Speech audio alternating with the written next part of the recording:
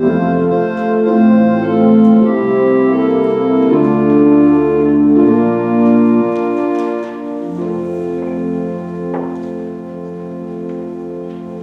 the words of my mouth and the meditation of our hearts be always acceptable in thy sight, O Lord, our strength and our Redeemer.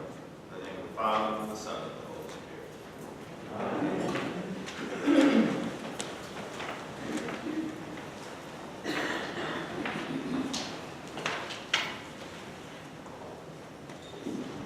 How lovely is your dwelling place, O Lord of hosts.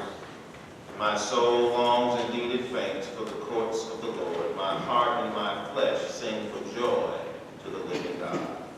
Even the sparrow finds a home, and the swallow a nest for herself, where she may lay her young at your altars, O Lord of hosts, my King and my God.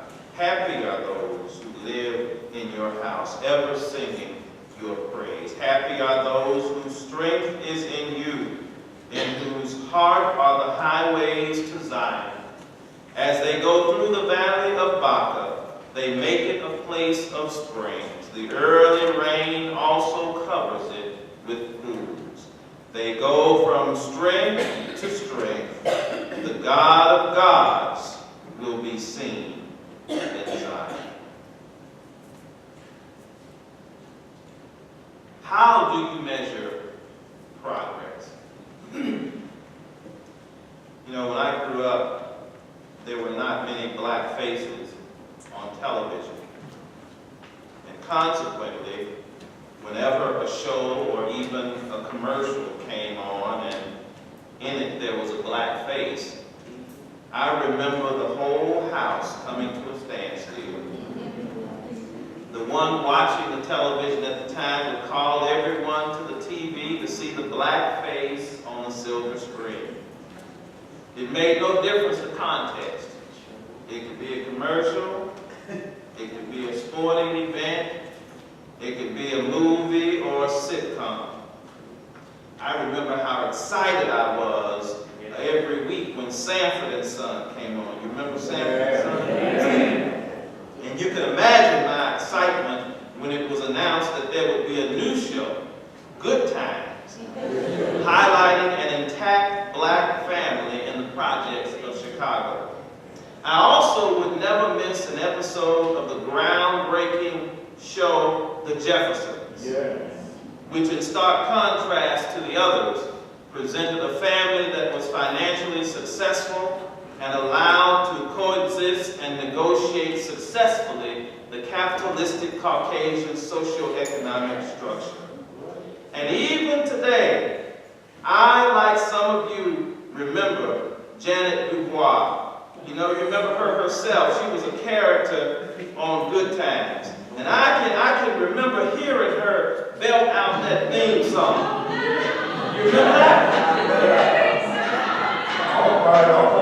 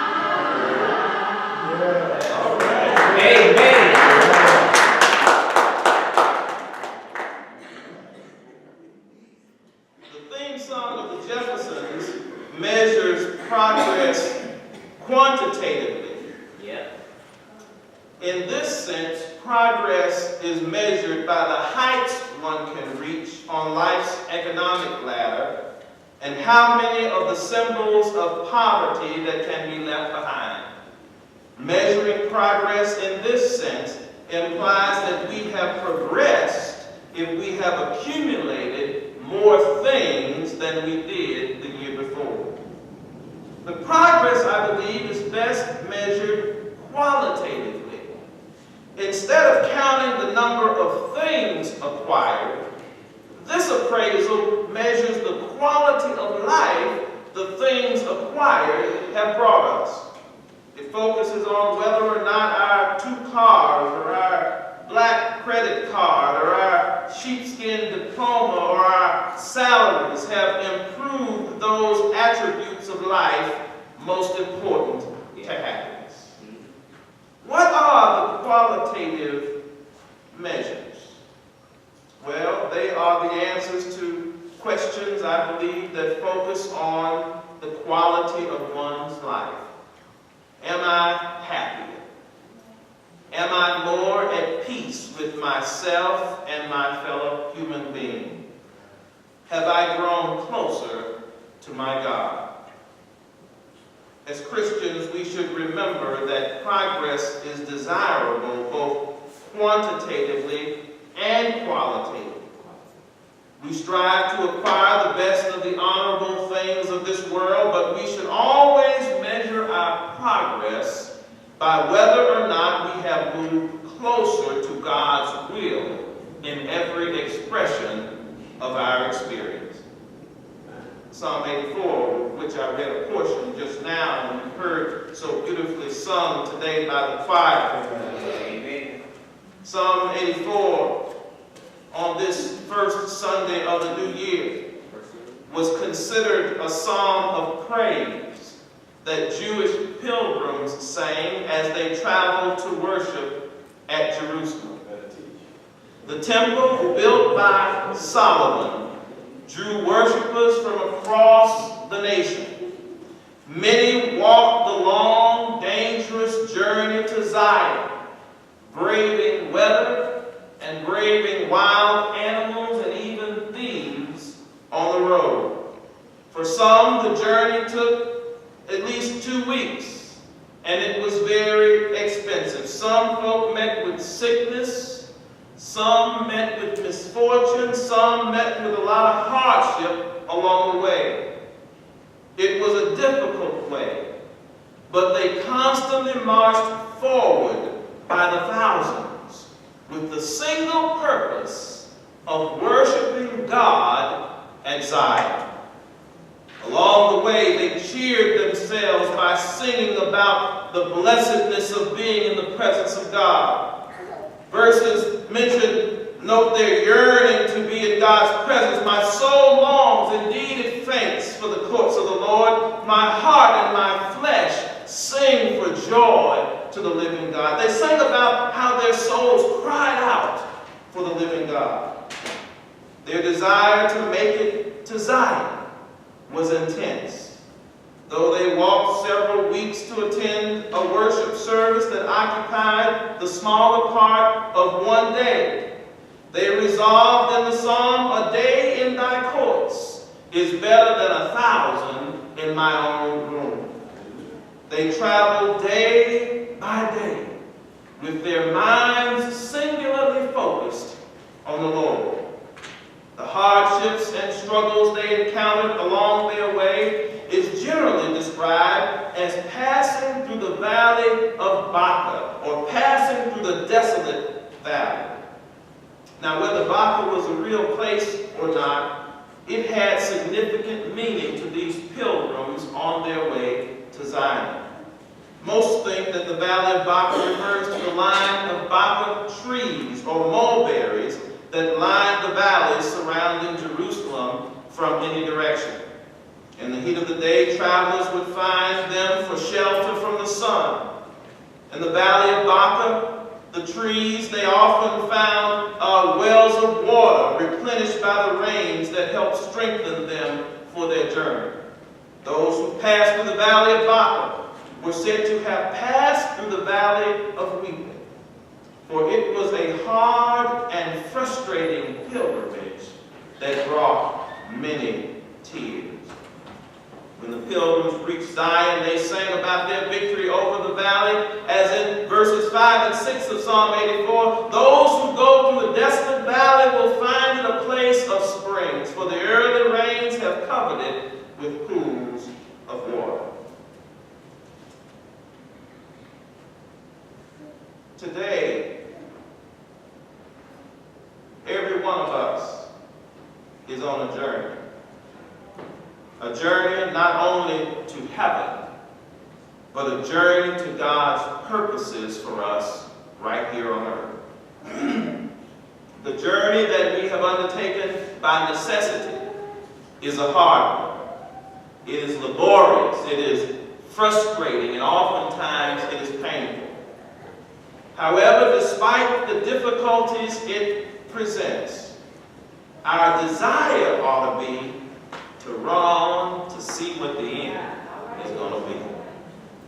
As we begin each new year, we measure our progress in terms of the ground we have covered en route to Canaan, or our promised land. So how can we measure our spiritual progress? Well, a simple measurement, I believe, would be to answer a series of questions. Number one, have I had an experience that has drawn me closer and more obedient to God? Number two, has my prayer life improved? Number three, have my Bible study habits improved? Number four, has my active service increased? Number five, am I living a richer and more fulfilling Christian life than I was a year ago? Our progress, I submit, can be measured by how many times we can answer yes to these 5 measurement questions. No matter how long we have been on the Christian journey, we are still striving to progressively move toward Mount Zion. The pilgrims who traveled to Mount Zion didn't get there in one day, but day by day by day, they made their way. Yes, they did. As we travel to Zion, we must also expect to go through some valleys. Just as the pilgrims could not get to Jerusalem without going into the valley of Baca, or the desolate valley, modern Christians, we folk today, will find that we can't make it to the kingdom of heaven without encountering our own valley of Baca.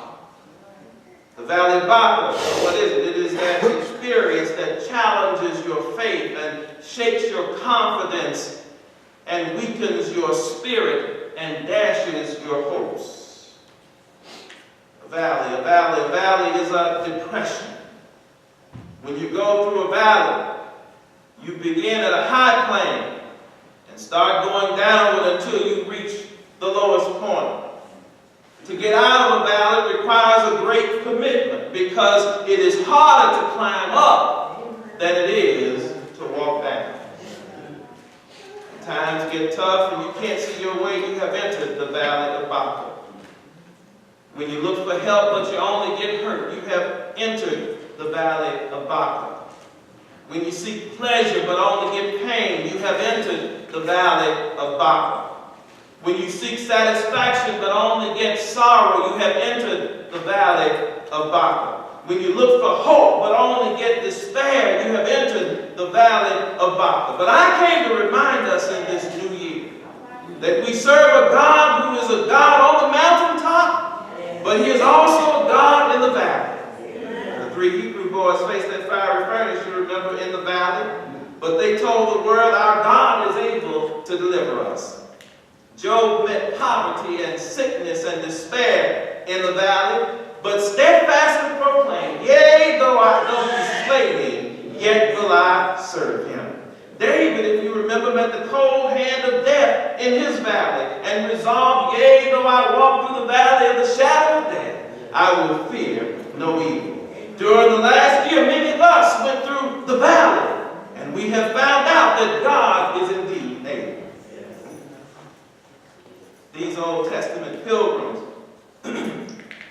traveled a long journey, but they received encouragement and new strength each time they came to the end of their own abilities. In the valley, exhausted from the heat of the day, they found refreshing pools of cooling water that brought them new strength. Though they were tired from their journey, somehow, just somehow, they looked toward Jerusalem and they found new strength. And I submit to you, beloved, that over the last year, somebody here became weak along the way. Somebody here lost sight of their goal and wandered to the left or the right. Somebody became frustrated at the obstacles in their way. But when they looked to Jesus, they found new strength. No wonder that songwriter says, we bore our burdens in the heat of the day, but we know the Lord will make a way. We come a long way, Lord. We come a long way. We move from strength to strength by leaning on the Lord. When there was no way, the Lord helped us to find a way. Jesus said, I am the way and the truth and the life. When there was no hope, the Lord gave us new inspiration. That's why the poet declares, my hope is built on nothing less than Jesus' blood and righteousness. I dare not trust the sweetest frame, but wholly lean on Jesus' name. When there was no happiness, the Lord gave us renewed joy. And that's why David cried out to God, restore unto me the joy of thy salvation. When there was no peace, the Lord gave us contentment and a new song to sing. When we can sing, when peace like a river attended my way, when sorrows like sea billows roll, whatever my lot thou hast taught me to say, it is well. It is well with my soul. When there was no strength, the Lord taught us the value of patience, for they that wait on the Lord shall renew their strength. They shall mount on wings as eagles. They shall run and not get weary. They shall walk and not faint.